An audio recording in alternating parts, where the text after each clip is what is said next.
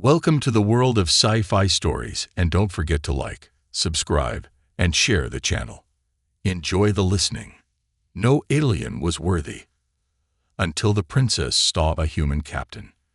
The lonely princess, the alien princess, stood at the tall window of her palace, gazing out over the vast city. Below her eyes, the color of the brightest stars reflected the lights of her kingdom. She had everything most people could ever dream of: beauty, wealth, and power. Yet inside her there was a deep emptiness that she couldn't shake. Her name was Princess Lyra, heir to the mighty empire of Santhi. The Sani Empire had ruled over countless star systems for centuries, its influence spreading far and wide. Its people were advanced beyond measure, their technology capable of miracles. The planet she ruled was a shining jewel in the galaxy, surrounded by elegant floating cities and sprawling golden forests. Yet despite all of this, Lyra felt more alone than ever. Her father, Emperor Varen, had given her everything. He had made sure that she wanted for nothing. But there was one thing he insisted: she had to have a suitor, the kingdom meet in hair, and the princess had to choose someone worthy to sit by her side. It was a tradition that went back thousands of years, and one that Lyra could never escape. But the princess wasn't interested in the suitors her father sent. They were all the same: rich, powerful, and arrogant. They would show up at the palace, bow before her, and attempt to win her favor with lavish gifts and empty words. None of them impressed her. Lyra would sit through these meetings, nodding politely, but inside she was bored. She could see right through their flattery. They didn't care about her. They cared about power. They cared about what being with her could do for their status. But none of them had what she truly wanted. The princess longed for something more, something real. She wanted someone who could challenge her, someone who didn't just want her for her crown, but for who she was. However, such a person didn't exist in the vast empire she ruled, and so day after day she dismissed suitor after suitor, much to her father's growing frustration. Lyra, her father, would say after each failed meeting, "You cannot continue rejecting every noble family. Our people are watching. The throne needs to be secured."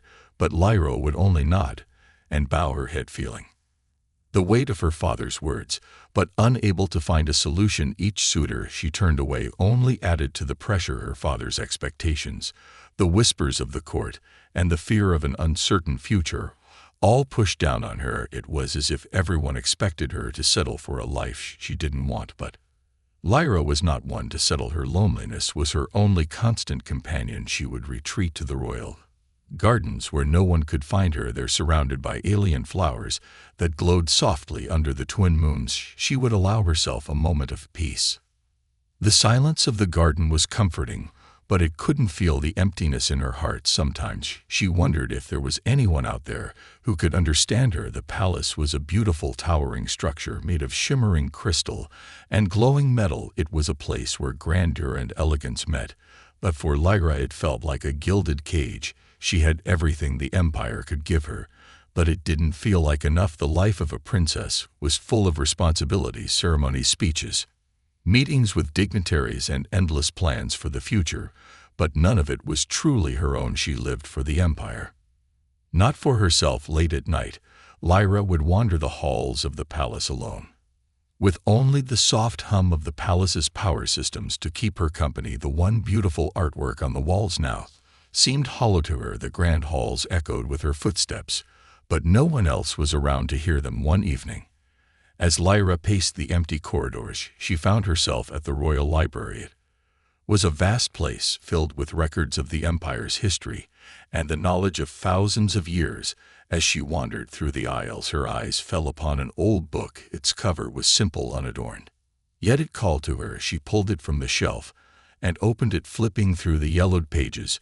It was a story of an ancient time, of a young princess from a distant world who had fought for her own happiness, rejecting all the expectations placed upon her by her kingdom. Lyra paused, her heart aching. The princess in the story was like her. She had been forced to choose between duty and love, and she had chosen love, no matter the consequences. For the first time in a long while, Lyra felt a spark of hope. Maybe she wasn't as alone as she thought. Maybe, just maybe, there was someone out there who understood the kind of struggle she faced.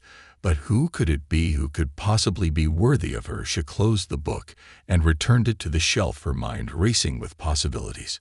In that moment, Lyra made a decision. She would no longer settle for the suitors her father chose for her. She would find someone who could truly see her for who she was, not just as the princess, but as a person. The search for that person would not be easy, but she was willing to take the risk. As Lyra left the library, the lights of the palace seemed a little dimmer, and the halls felt a little colder, but deep down she felt something stirring within her. The journey to find what she truly wanted was just beginning, and she had no idea that the answer to her loneliness would come from a place she least expected. The unexpected proposal. The following days in the palace were filled with the usual ceremonies and royal duties, yet despite the wealth and luxury around her, Princess Lyra's mind was elsewhere. She couldn't shake the thoughts of that old book.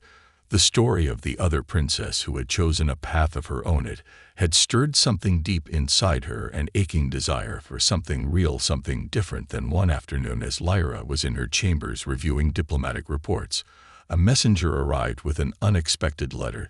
The envelope was not like any she had ever seen before. It was simple, unmarked, and sealed with a symbol she didn't recognize. The messenger bowed respectfully and handed it to her. From an unknown source, Your Highness, he said. Before leaving quickly, curious, Lyra broke the seal. Inside, she found a single handwritten note. Princess Lyra, I have seen your kingdom from afar, and believe I understand the emptiness you feel. I am a human, and though my people are not as advanced as yours, we know what it means to be lost. I ask for a chance to speak with you and to share the truth about what I have learned from the stars. Captain Callan. Lyra stared at the letter for several long moments.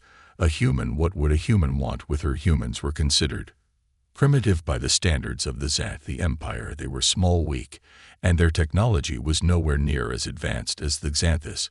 They were nothing but a distant species on the fringes of the galaxy, yet something in the message caught her attention. His words were different from what she had heard before. They spoke of understanding, of loneliness, and that was something she could relate to. Should I meet him? Lyra thought aloud to herself.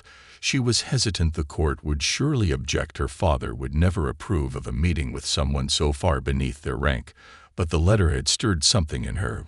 What if this human, despite his simplicity, could offer the companionship she craved? What if somehow he had answers to the questions she had been carrying for so long? Lyra's mind raced, but her heart told her to take the risk. She ordered her advisors to make arrangements for a meeting.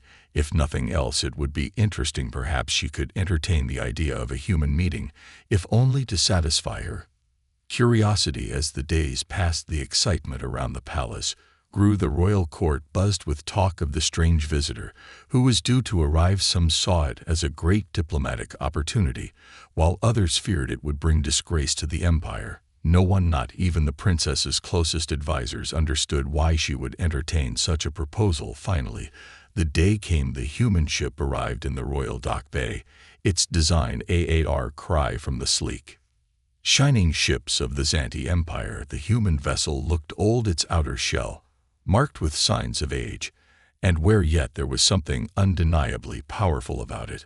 As the doors to the ship opened, Princess Lyra stood at the balcony observing with keen interest.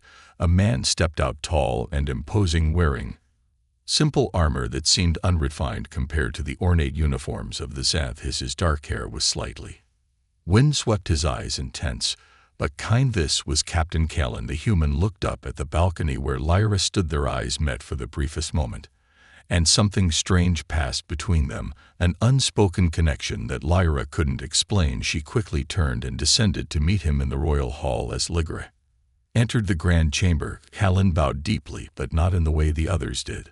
There was no empty formality, no show of power. It was a simple, respectful gesture, and it left Lyra feeling unsettled. Your Highness, Callan spoke in a calm, steady voice. I am honored to meet you. Lyra studied him for a moment, wondering what had brought this man here. She had heard of human bravery, of their stubbornness and relentless spirit, but she hadn't expected to see it so clearly in his eyes. There was no arrogance, no pretense, only honesty. I didn't expect a human to come to my world with "Such boldness, Lyra," replied her voice, guarded. "What is it that you seek, Captain?" "Why are you here?" Kin smiled slightly, his expression thoughtful. "I've traveled many light years, Your Highness, seeking something more than what my world can offer. I've seen many things, met many people, but I've learned that the greatest challenge we all face is the same, or less, the isolation that comes with being burdened by expectations and duty." The words hit Lyra like a wave. She felt the familiar ache inside her chest. This human, this captain, spoke of something she had known all too well. "You understand?" she asked, her voice quieter. "Now you understand what it is like to live in a cage of your own making, where no one can truly see you for who you are." "I do," Kay replied simply, his eyes meeting hers with the sincerity that she couldn't ignore. "I know what it's like to feel as though no one truly knows you.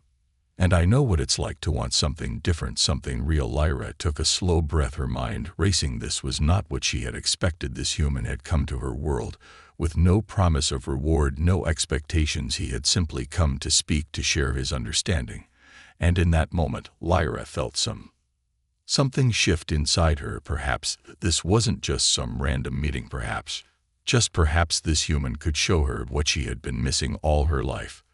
The story had only just begun. A mysterious ship appears the days after Captain Kellen's arrival were filled with curiosity and whispers. The palace halls buzzed with the news of the unexpected visitor from the distant world of humans.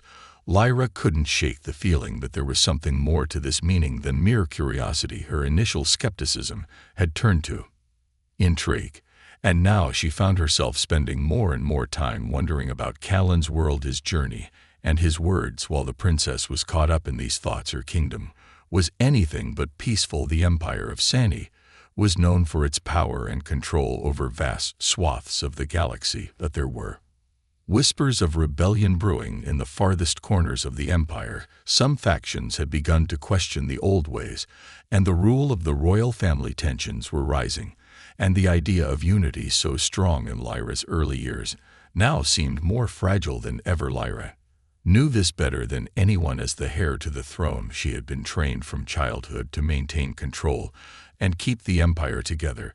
But she also knew that what her people needed wasn't just a strong ruler. They needed someone who could understand them, someone who could connect with their hearts.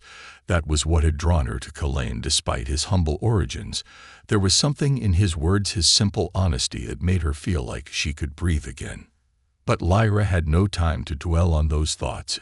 It was a clear morning when the first strange signal reached the royal palace. A large unidentified ship was approaching their space. An intruder, entering without permission or warning. The royal guard quickly scrambled to intercept it, but the ship seemed to glide effortlessly past their defenses, as if it was unaffected by the advanced technology of the empire. The princess felt a cold shiver run down her spine. She had seen countless ships in her life, but none like this.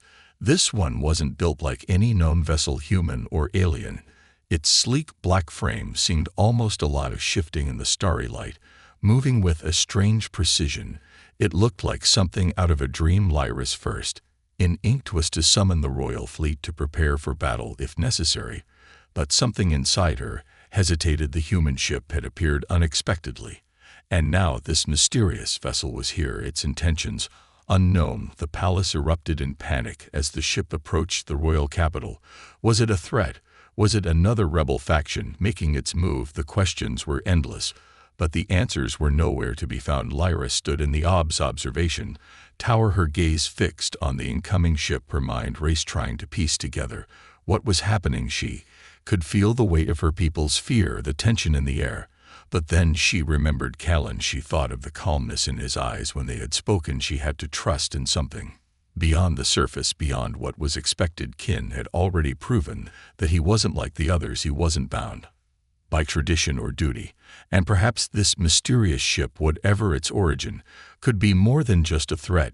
Maybe it was a warning, a signal that the universe was shifting in ways they couldn't yet understand. Without a word, Lyra gave the order to hold off on attacking the unknown ship. Instead, she ordered her personal fleet to escort it into the capital's outer docking bay.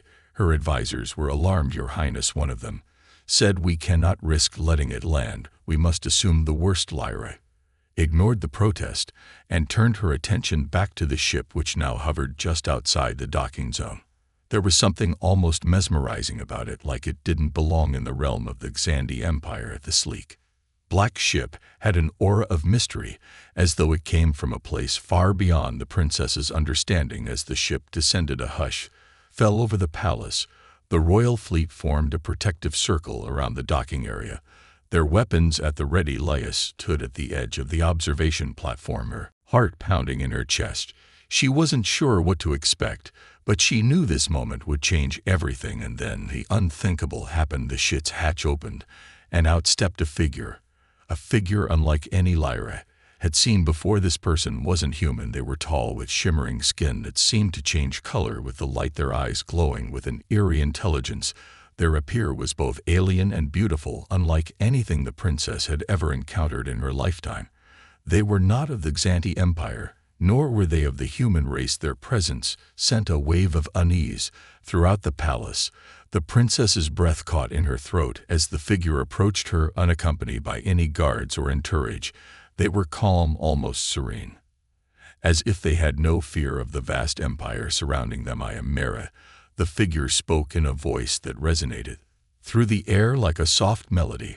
"I come in peace, seeking the one who has opened their mind to the unknown." Lyra's eyes widened. Nara's words were like a riddle, and they sent a shiver down her spine. What did they mean? Why had they come? And more importantly, how had they known about her before Lyra could ask any of the questions swirling in her mind? Nara turned their gaze toward Callan, who had silently approached from behind.